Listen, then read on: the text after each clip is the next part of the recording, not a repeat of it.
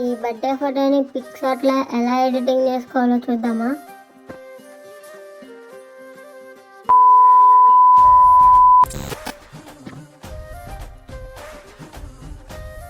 Hi friends, ఇక్కడ నేను Picsart app తీసుకున్నా బర్త్డే ఫోటో ఎడిటింగ్ చేయడానికి.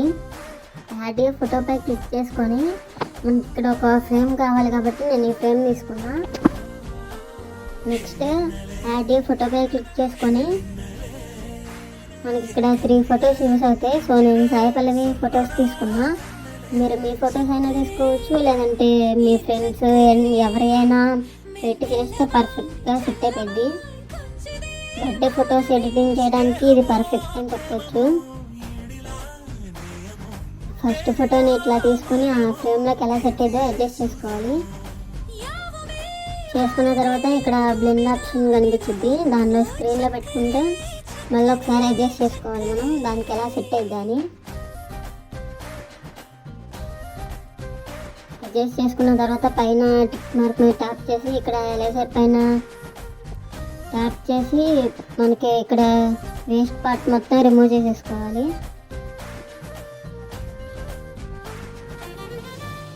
ఇట్లా జూమ్ చేసి చేసుకుంటే మీకు ఇంకా మంచిగా కనిపించింది.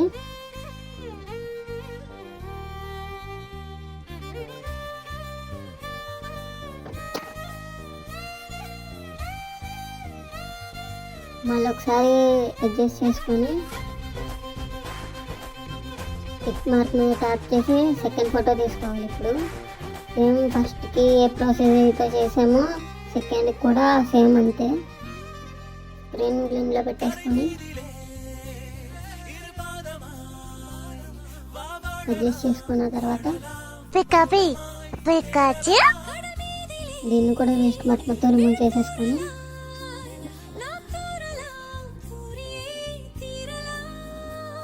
నెక్స్ట్ ఫోటో తీసుకొని దాన్ని కూడా అట్లా సెట్ చేసుకోవాలి.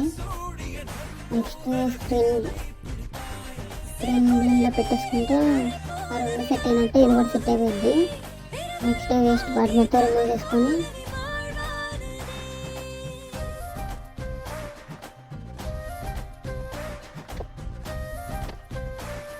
టిక్ మార్క్ మీద టిక్ చేసి అయితే ఇప్పుడు మనకి హైలైట్ ఫోటో కావాలి. నేను మళ్ళీ సాయి పల్లవి గారి ఫోటోనే ఇక్కడ హైలైట్ చేసా.